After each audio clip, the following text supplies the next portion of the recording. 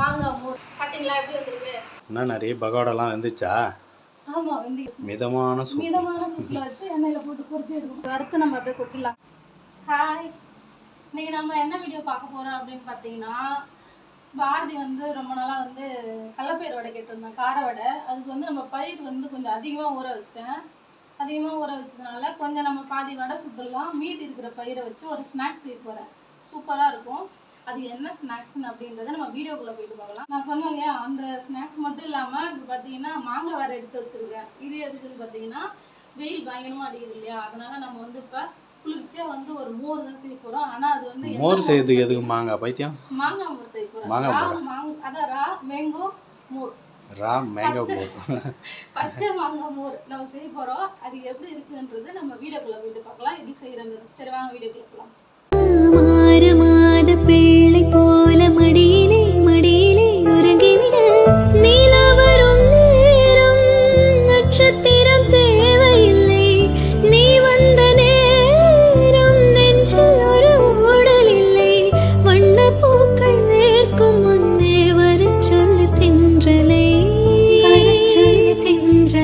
நிறைய செய்ய ஸ்டார்ட் பண்ணிட்டியா?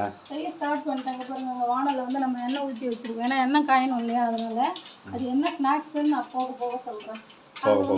ஆமாம், கடலப்பயிறு வந்து இதால் வந்து நான் 2 கப் எடுத்துக்கிட்டேன். அரைக்க போகிறேன். அரைச்சிக்கணுமா? கொஞ்சம் குறவரப்பா, அதுக்காக வடைக்கு அரைக்கிறோம்ல அது மாதிரிலாம், அதை விட கொஞ்சம் நைஸாக ரவை சொல்லுவாங்கள்ல, அந்த ரவை மாதிரி கொஞ்சம் குறவரப்பாக அரைச்சி எடுத்துக்கணும். இதெல்லாம் 2 எடுத்துருக்கேன். சர்க்கரையுமே இதால் 2 எடுக்கணும். ஸ்வீட்டாக செய்ய போகிறேன் இதை வச்சு. ஓகேவா? சரி, நான் அரைச்சிட்டு வந்து காமிக்கிறேன் உங்ககிட்ட எப்படி. நான் சொன்னேன் இல்லையா, இப்போ நான் அரைச்சி எடுத்துக்கிட்டேன் இந்த பதத்துக்கு. ஓகேவா? அரைச்சி எடுத்துக்கிட்டேன். வடை போடுற மாதிரி தான் அரைச்சிருக்கேன். ஆமாம், அவ்வளோதான். இதை எடுத்து நம்ம அப்படியே பகோடா போட போகிறோம். பகோடா மாதிரி போட போகிறோம். பகோடா மாதிரி இனிப்பு செய்கிறேன்னு சொல்லிட்டு பகோடா போடுறேன்னு கேட்குறியா? அவ்வளோதான். எண்ணெய் ஆல்ரெடி காய வச்சுருந்தேன். இது வந்து ஷேப்பாக தான் போடணும்லாம் அவசியம் கிடையாது. ஓகேவா? நம்ம எப்படி வேணாலும் போட்டுக்கலாம். அது வந்து அந்த பச்சை வாசனை போகிறதுக்காக எண்ணெயில் போட்டு எடுக்கிறோம், அவ்வளோதான். பகோடா போடுறதுக்கு எவ்வளோ பில்டப்? நான் ஸ்வீட் செய்கிறேன்னு சொல்லியிருந்தேன், பகோடாவில். ஸ்வீட்டா? ஆமாம். சரி, ஓகே. இதை வந்து எடுத்து நம்ம திரும்ப மறுபடியும் கிரைண்ட் பண்ண போகிறோம். அது என்ன ஸ்வீட்டு தான் சொல்லலாம். சரி, ரொம்ப ஆர்வமாக இருக்கியோ? எதை செய்கிற வடை போடுற மாதிரி, ஆனால் என்ன ஸ்வீட்டுன்னு சரி. ஓகே, சொல்லிடலாம். அதாவது லட்டு தான் செய்ய போகிறோம். எல்லாம் வந்து பூந்தி எடுத்து செய்வாங்க. நம்ம கடலப்பயிர் வந்து நான் அதிகமாக ஊற வச்சிட்டேன் வடைக்காக. சரி, வடை வந்து நான் சாயந்தரமாக போட்டு தரேன். மீதி இருக்கிற கடலப்பயிரில் வந்து நம்ம உனக்கு லட்டு தான் செஞ்சு தர போகிறோம். பூந்தி எடுக்காத அப்படியே லட்டு செய்கிறேன். எப்படி வருதுன்றதை பாருங்க. சரி, பார்ப்போம். என்ன நிறைய பகோடாலாம் வந்துச்சா? ஆமாம், வந்துக்கிட்டே இருக்கு. ரொம்ப தீய வச்சிடக்கூடாது. தீய வச்சுட்டா வந்து நான் இனிப்பு செய்கிறேன்னு சொன்னேன்ல, அந்த லட்டு வந்து கொஞ்சம் கருகுன வாசனை வரும். அதனால் நம்ம ஒரு மெதுவான தீயில வச்சு கொஞ்சம் வறுத்து எடுக்கணும். மிதமான சூட்டில் வச்சு எண்ணெயில் போட்டு பொரிச்சு எடுக்கணும். இப்போ வந்து இதை நான் உப்பு இல்லாத செய்கிறேன். இதில் உப்பு போட்டு செஞ்சீங்கன்னா அப்படியே பகோடாவும் சாப்பிடலாம். பகோடையா நான் வந்து உப்பு போடல. உப்பு போட்டு செஞ்சால் நம்ம அப்படியே இதை சாப்பிடலாம். சரி, ஓகே. இது பண்ணிட்டு இருக்கும்போது நம்ம வந்து சைடில் ஒன்று சொல்லியிருந்தல மாங்காய். அது என்ன மாங்காய் மோர் ரசம்? மாங்காய் மோரா? ரசம் இல்லை, நீ சொல்றது நானும் சொல்கிறேன். மாங்காய் மோர் செஞ்சு தரேன்னு சொன்னேன் இல்லையா, அதனால இது இதில் லைட்டாக நான் வந்து மெதுவான தீயில் தான் வச்சுருக்கேன். இது வந்துட்டு இருக்கோம். உனக்கு வந்து அதுக்குள்ளே அந்த மாங்காய் மோர் செஞ்சு கொடுத்துறேன். ஓகேவா? அது எப்படி செய்யலாம்னு பார்க்கலாங்க, வாங்க. சரி, மாங்காய் மோர் செய்யலாமா? அதுக்கு ஃபஸ்ட்டு நம்ம வந்து பொடியாக மாங்காய் வந்து கட் பண்ணி எடுத்தாச்சு. எடுத்த மாங்காவை மிக்ஸி ஜாரில் போட்டுக்கலாம். ஓகே, அரைச்சிக்கணுமா? ஆமாம், மாங்காய் போட்டேன். அடுத்தது பார்த்திங்கன்னா ஒரு பச்சை மிளகா ஒன்று போட்டுக்கிறேன்.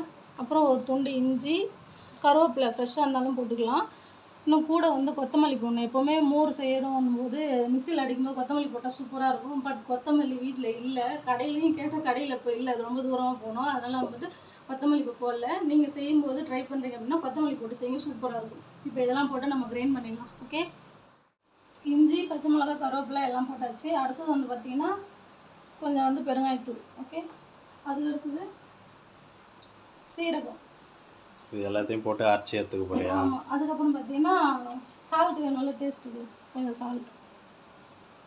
ஓகே, இதெல்லாம் போட்டு அரைச்சி எடுத்து குடித்தோன்னா அவ்வளோ சூப்பராக இருக்கும், ரெஃப்ரெஷிங்காக இருக்கும். சொங்க நான் அரைச்சி கொடுக்குறப்ப. மாங்காய் மோருக்கு மெயினாக ஆட் பண்ண வேண்டியது தயிர், கெட்டியான தயிர் வீட்டில் போட்டது. அது கொஞ்சம் ஆட் பண்ணிக்கலாம். ஓகேவா? மோர் செய்கிற எப்படி தயிர் இல்லாமல்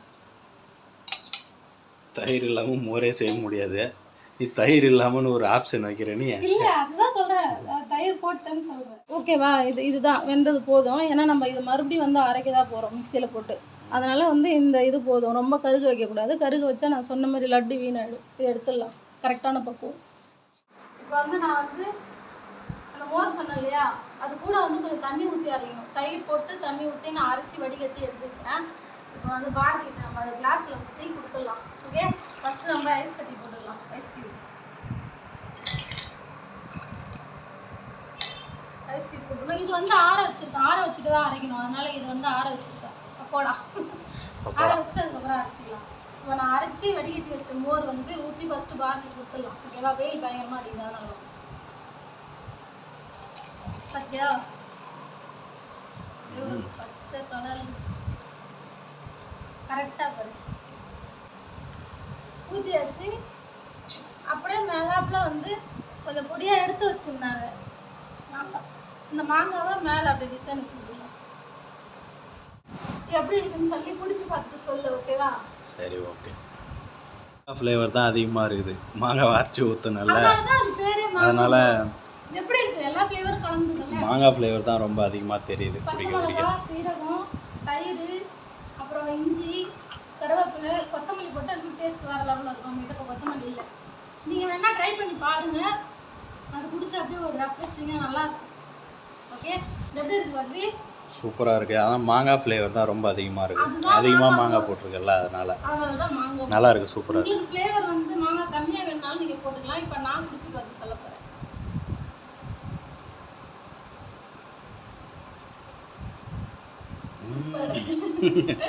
நல்லா இருக்கு.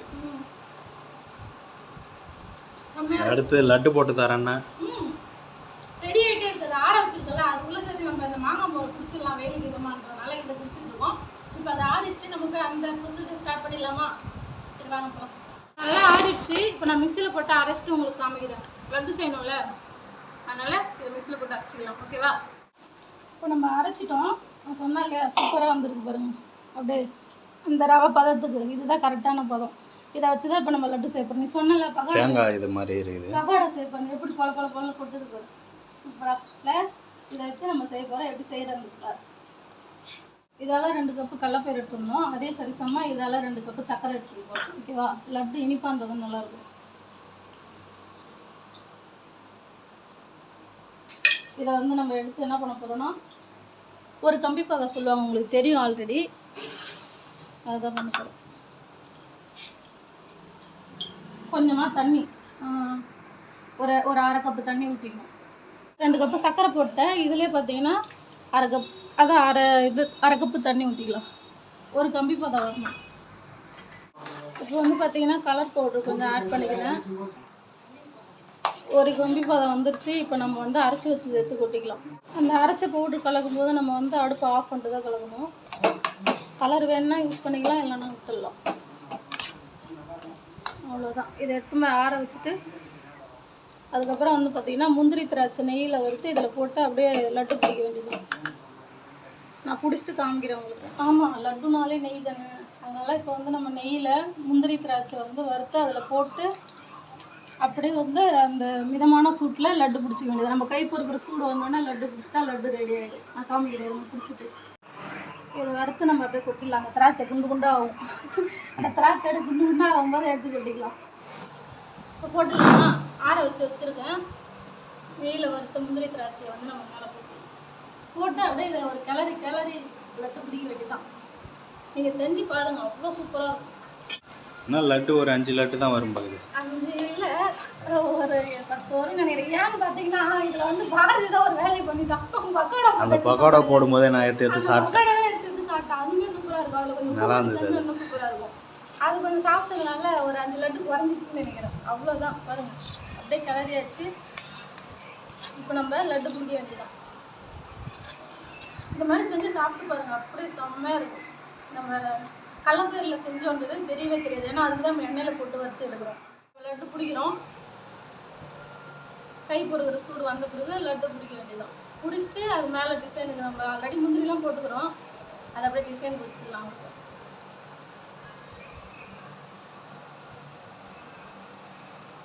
இன்னும் கொஞ்சம் ஆறணும், கை சுடுது. கொஞ்சம் ஆற விட்டு எடு. ஆற விட்டு எடுத்தோம்னா சூப்பராக இருக்கும். கை கொஞ்சம் சுடுது.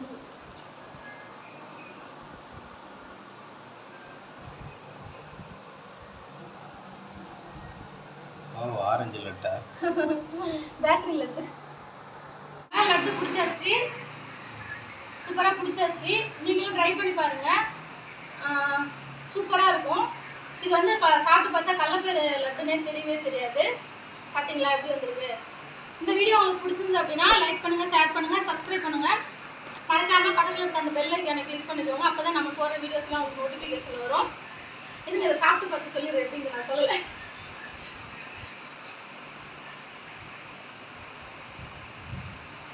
சூப்பராக கை விடாம கடவுளை லட்டு